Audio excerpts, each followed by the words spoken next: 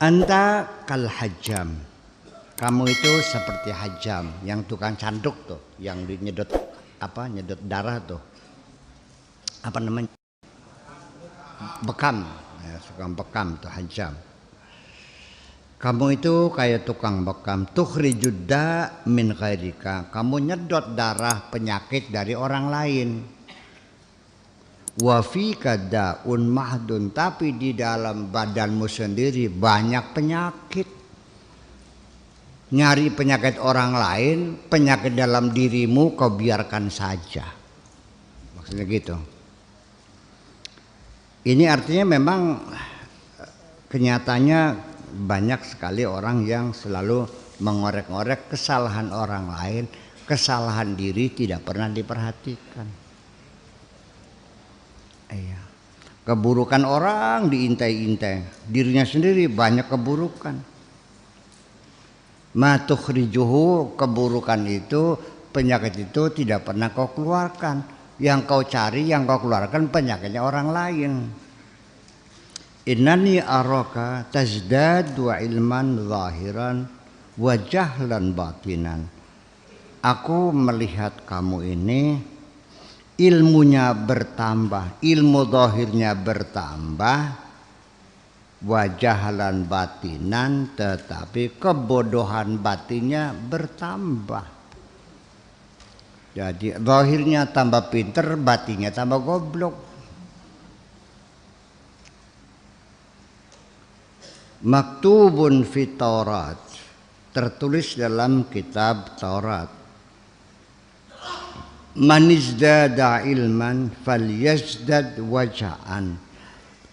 Siapapun orangnya ketika ilmunya nambah juga harus nambah keprihatinannya, bukan menambahkan kesombongannya, bukan nambah bangga. Semakin tambah ilmu semakin tambah prihatin. Mahadal wajah, apa sih keprihatinan tuh, kepedihan tuh? Wal khaufu minallah azza wa jalla, yaitu rasa takut kepada Allah. Semakin nambah ilmu harus semakin nambah takut sama Allah, bukan tambah berani. Yang terbukti semakin tambah ilmu tambah wani insyaallah ya. Iya, pikirnya gampang tobatnya sih.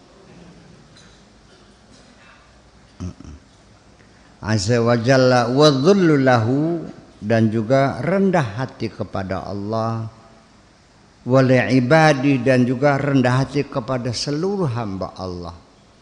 Orang yang nambah ilmu itu ya nambah rendah hati, nambah tawadhu kepada orang lain.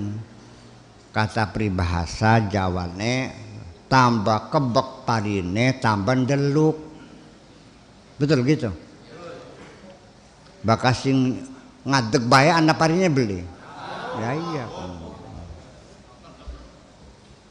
Peribahasa maning ini kan, peribahasa itu kan menambahnya bahwa peribahasa itu bukan hanya sekedar makna, tapi itu pengalaman suatu bangsa yang terhayati dalam kehidupan sehari-hari. Bahwa orang itu kalau goblok banyak ngomongnya, makin pinter ngomongnya makin dikit. Makanya peribahasanya gentong kosong bunyinya. Bakas yang isinya kebak mah beli muni kan kah?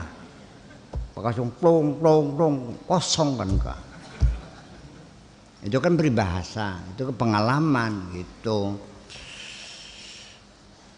Ya, tetapi itu peribahasa bisa kita manfaatkan untuk satu sisi.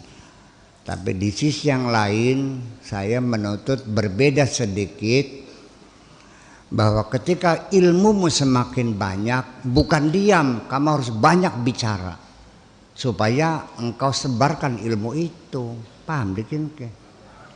Bakal pinter menang be nggo dewek karane.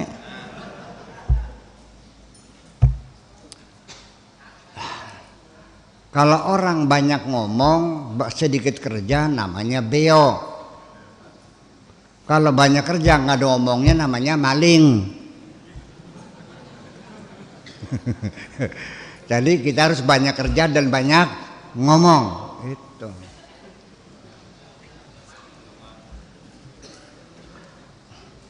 Manjing ati boleh. Banyak kerja banyak ngomong. Banyak ilmu banyak ngomong. Sebarkan ilmumu itu, ajarkan pada orang lain. Gitu. Itu namanya ilmu yang bermanfaat. Kalau nggak disampaikan ya tidak bermanfaat.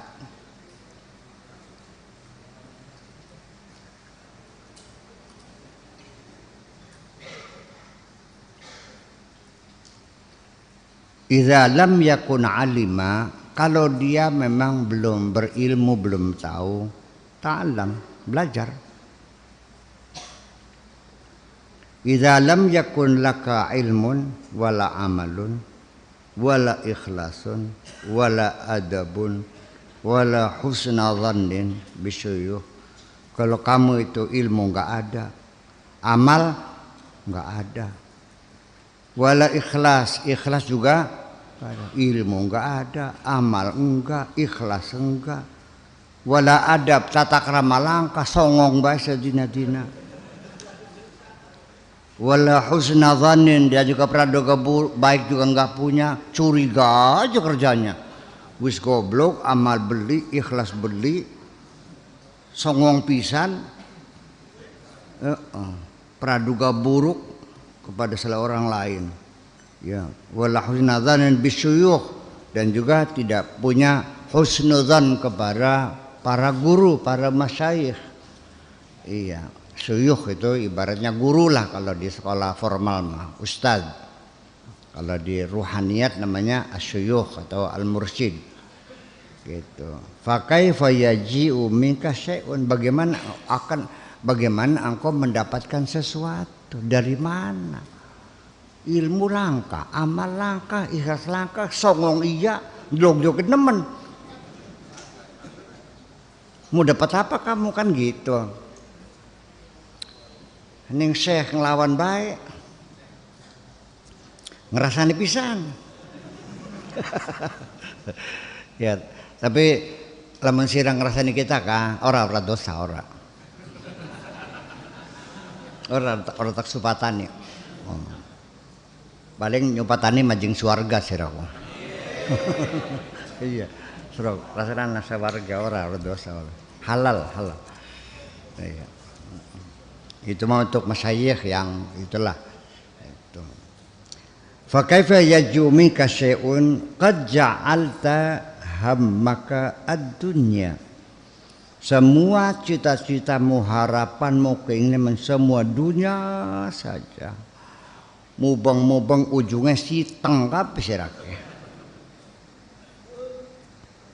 Wa hutamaha, dan reruntuhan, gorekan intip bae kan ka. Luru intip bae. An qaribin, tidak akan lama lagi, sangat sebentar sekali, yuhalu bainaka wa bainaha, nanti suatu ketika engkau akan berpisah dengan hartamu itu. Semua yang kau kumpulkan akan kau tinggalkan semua. Dan engkau akan kembali kepada Allah dengan tidak membawa apa-apa. Teka awak abang, balik awak abang. Paling hanya membawa selembar kain putih, kain kafan. Semua kau tinggalkan. Termasuk istrimu yang masih cantik juga kau tinggalkan. Rumah yang kau bikin belum selesai, engkau sudah pulang. Istrimu masih cantik, kawin lagi. Akhirnya yang menepati rumah yang kau perjuangkan mati-matian, yang menepati suami yang baru. Ada enggak? Iya, jangan sampai seperti itu nasibmu. Gitu.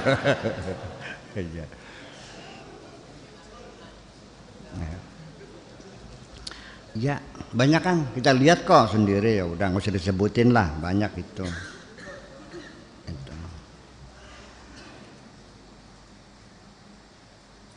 Lalu aina anta minal qaumi Lalu di mana posisimu? Seperti apa kedudukanmu dibandingkan dengan mereka orang-orang yang saleh itu? Alladzina hammuhum wahidun, yang mana mereka itu cita-citanya hanya satu, keinginannya hanya satu, harapannya satu. Yuraqibunallah azza wa jalla fi bawatinihim, mereka selalu dalam pengawasan Allah, mereka selalu mengawasi Allah, ya. Fi bawatinihim, di dalam batin mereka selalu ingat sama Allah, ya.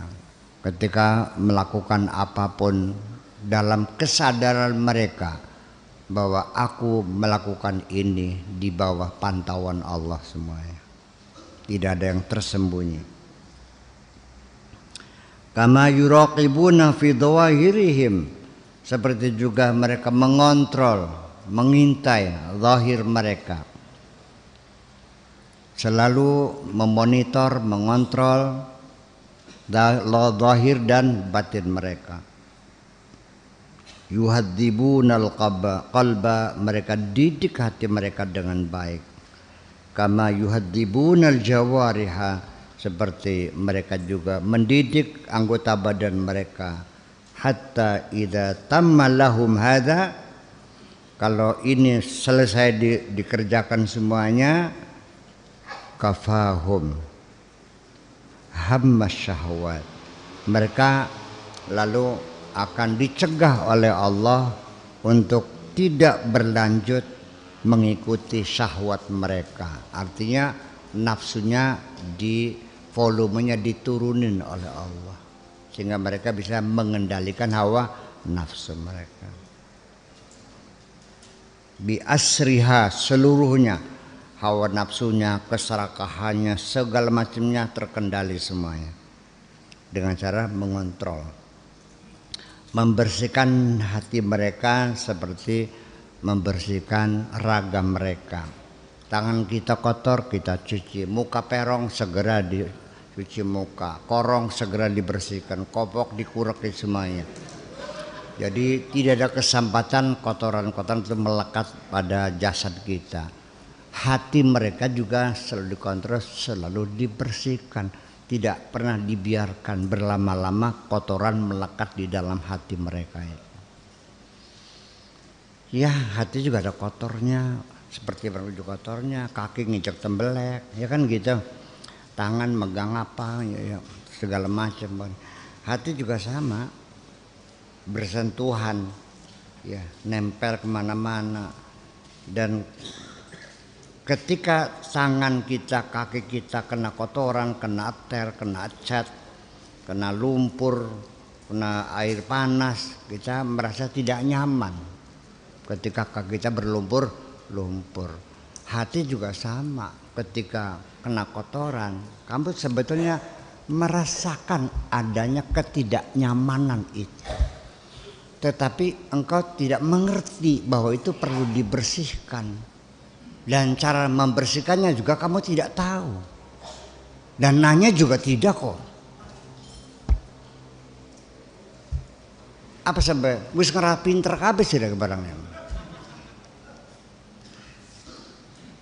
Iya, yang membersihkan cat digosok-gosok pakai tepes, ya tekan salet saya tiga mentok cat mah, pakai thinner kan gitu, paham nggak?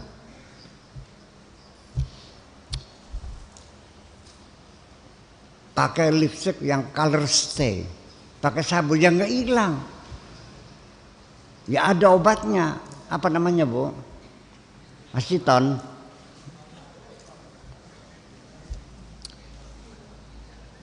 Ya dihapus korban yang terbang beleber pisan, malah ketangguhan jerok.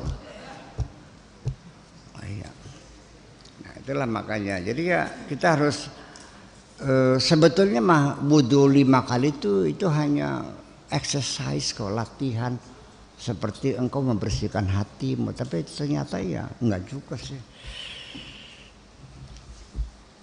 Tiap hari kau bersihkan mulutmu sehari 5 kali ya. Tapi masih anggap rerasan aja. Betul enggak? Telingamu kau bersihkan enggak? Masih tetap aja doyan mendengarkan sesuatu yang tidak baik kok. Iya. Kakimu kau cuci tapi tetap aja melangkah ke jalan kejahatan kok. Tangan dibasuh boleh? Masih ngerti nyatot tembok yang bercawadun. Ayo ngaku sebelum. Berarti wudumu itu kurang efektif. Iya. Padahal itu adalah exercise sebetulnya, latihan. Sebetulnya mah. Jadi namanya seremoni-seremoni itu sebetulnya adalah simbol-simbol. Bukan tujuan. Ini dipertengkarkan yang bid'ah, yang musik gimana lagi? Dipahamkah? Zakat itu latihan memerangi kikir yang ada di hatimu. Iya, belajaran 2,5%. Itu bukan berarti kalau sudah bayar zakat sudah selesai, tidak dong. Kalau ada tetangga nggak makan dikasih makan nggak? Tapi biarkan aja, modalnya los. Toh saya zakat sudah keluar, begitu tah saya berpikirnya. Benar. Itu makanya. Jadi dikiranya ibadah-ibadah seremoni itu dikiranya tujuan, tidak, itu adalah latihan, exercise. Setiap hari Senin apel hormat bendera, itu bukan nyembah berhala, bukan, membangun cinta tanah air. Paham bikin gitu. Sasarannya lain, boleh paham. Ya akhirnya seremoni-seremoni yang sebetulnya hanya latihan-latihan dikiranya tujuan utama, enggak, malah akhirnya menjadi pertengkaran. Sampai baca basmalah saja bertengkar, ada yang bilang wajib, ada yang bilang tidak boleh dibaca, ada yang harus dibaca. Yang bilang harus dibaca, kalau baca Fatihah tanpa basmalah sholatnya enggak sah. Yang melarang ada lagi, kalau baca basmalah sholatnya enggak sah. Imam Maliki, ya kan? Imam Hambali bacanya pelan-pelan gitu kan. Tapi kata amin padahal bukan Fatihah tidak pernah dipertengkarkan kok. Ayo. Waladdallin. Amin itu Fatihah bukan. Kok sih dipertengkarkan? Kalau basmalah dipertengkarkan. Karena mereka belum ngeh. Ngerti? Belum ngerti tuh. Iya, tidak tersadar. Makanya tolong nih dibahas Fatihah atau bukan, sambil tukaran maning boleh.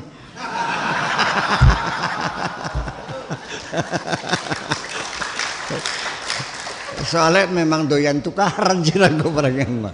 Iya, memang suka, kamu suka bertengkar kok. Merasa nyaman kalau bertengkar tuh. Gurih. Iya, bakal beli tukaran ku gatel ilate. Iya, ya sampai sekarang kok. Saya kan melihat di TV, di YouTube kan pada bertengkar saling salah menyalahkan. Iya, gitu.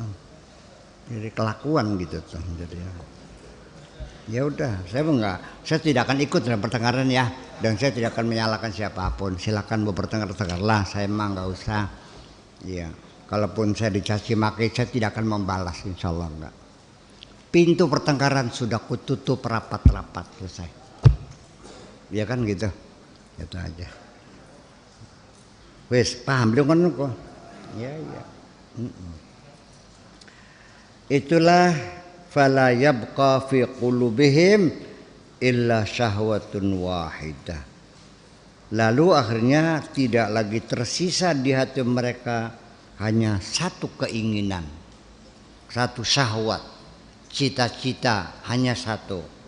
Wahya talabullah azza wa jalla, hanya berharap kepada Allah, wal qurb minhu, dan ingin dekat dengan Allah, wa mahabbatuhu, dan juga cinta kepada Allah, fahasbu, tok itu saja.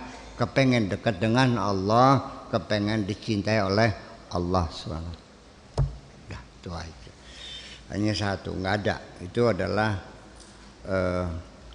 Mereka adalah orang-orang yang selalu mengontrol zahir mereka, batin mereka sehari-hari, dan selalu dibersihkan. Sekecil apapun bercak hitam segera dibersihkan. Makanya salah satu membersihkan kotoran di hati adalah pertobatan, istighfar yang banyak itu. Ya, tetapi kalau hatimu memang keras, ya berat minta maaf tuh. Iya, jadi apa ya, gengsi lah minta maaf tuh. Kita nih salah apa? Iya, saya salahnya apa? Salat saya lakukan, zakat saya keluarkan, puasa tak lakoni, kaji ping telu, masih kurang bener baik. Madrasah tak sumbang, yatim piatu tak santuni, masih kurang bener baik. Ya, orang itu kalau ditegur tuh selalu begitu jawabnya. Jadi merasanya sudah selesai. Nah itulah. Kenapa begitu? Itu yang disebut dengan wazayyana lahum syaitanu a'malahum. Jadi amal mereka itu dihias-hias oleh setan, jadi kelihatannya bagus, indah, sempurna. Padahal mah di dalamnya banyak boleng. Berapa banyak amalmu yang diterima oleh Allah? Saya curiga ini. Berapa persen amalmu yang diterima oleh Allah? Kamu nyumbang sekian puluh juta, berapa yang diterima? Belum tentu 100%. 10% saja untung dari amalmu yang diterima. Kadang-kadang sama sekali. Sodako sama tukang orang ngemis, begitu assalamualaikum pak, tolong pak, ya los mana, ake koreng nih barangnya, baunya busuk, bawa lalat, borok melulu, baunya kotor, kasih. Kamu tidak hebat memberi pengemis uang terburu-buru, bukan karena kasihan, karena hidungmu yang sakit, betul nggak?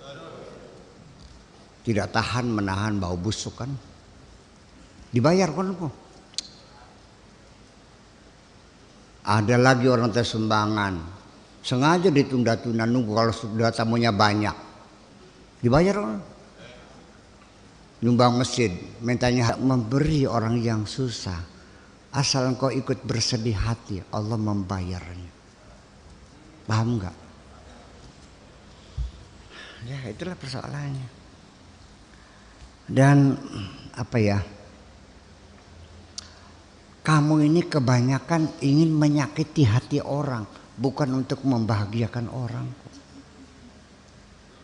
Lebih cenderung menyakiti hati orang daripada membahagiakan orang. Nggak tahu ya kenapa jadi begitu. Kamu kalau ketemu sama orang tuh, kamu menanyakan kesehatannya gimana, atau kamu bercerita sendiri, ngobrol dewek. Nyong ketemu dengan teman lama, ai dan disira aku masih melarat baik, hebat banget. Sira aku masih melarat baik. Oke, kita mau sugih, ngomong apa begitu tuh? Mobil saya udah 5, kamu 20 tahun motor aja nggak punya. Ketika kau bercerita keberhasilanmu, untuk apa kau ceritakan keberhasilanmu kepada temanmu yang susah itu? Ketika kau bercerita tentang kemewahanmu, keberhasilanmu kepada temanmu yang susah, itu berarti kamu menyakiti hati orang kok. Kalian beli, kan saya begitu. Ya, masih mending saya sendiri juga merasakan ketika ada teman, saya kan banyak teman yang sudah berpuluh-puluh tahun nggak ketemu, dulu pernah di Syria, pernah di Libya, di Tunisia, pernah di London, kan ketemu. Ya Allah, apa kabar di SMS, apa kabar Pak Kiai, sehat? Saya kan merasa bahagia, teman yang sudah lama nggak bertemu masih mengingat saya. Ya Allah, orang tuh baik banget, bertahun-tahun masih ingat sama saya, masih menanyakan. Cobalah berikan kebahagiaan orang, begitu aja udah bagus kok. Nggak usah kirim duit, nggak usah.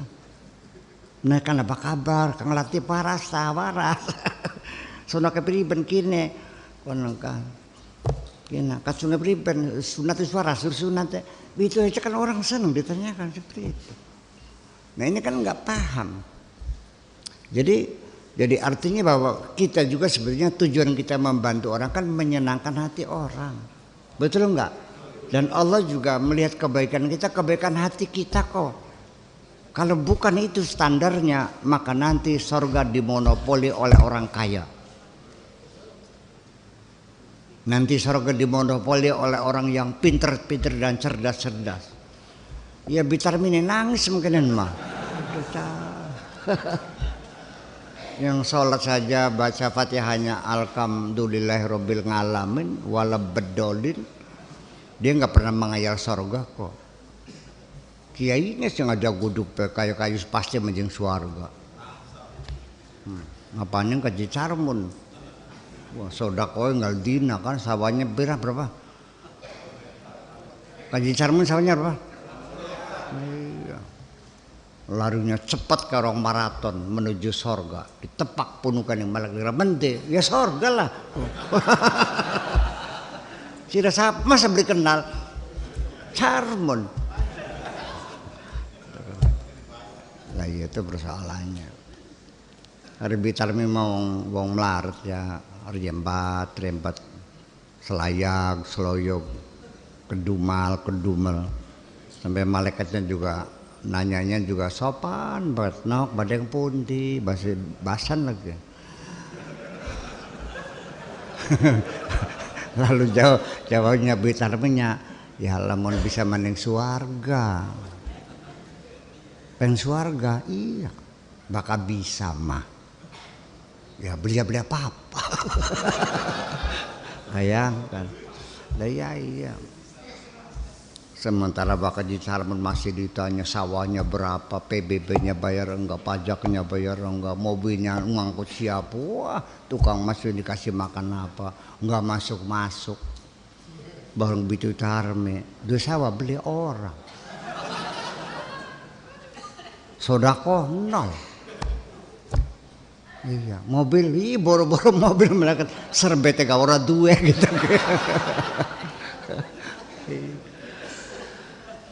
Ya wis mancingnya los, terus mancing, ngitung apa cemberak sih lemah.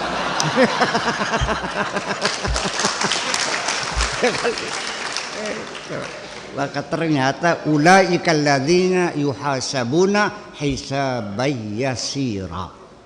Hitungan cepat. Jadi bakal pengen cepat ya kira-kira beli apa-apa. Hanya punya kebaikan hati kok. Hanya punya kebaikan hati. Benar. Ini bukan kata Allah, yauma la yanfa'u malun. Hartamu tidak ada manfaatnya. Wala banun, anak putu, pasukan enggak ada artinya. Illa man atallah biqalbin salim, hanya dengan modal membawa hati yang baik.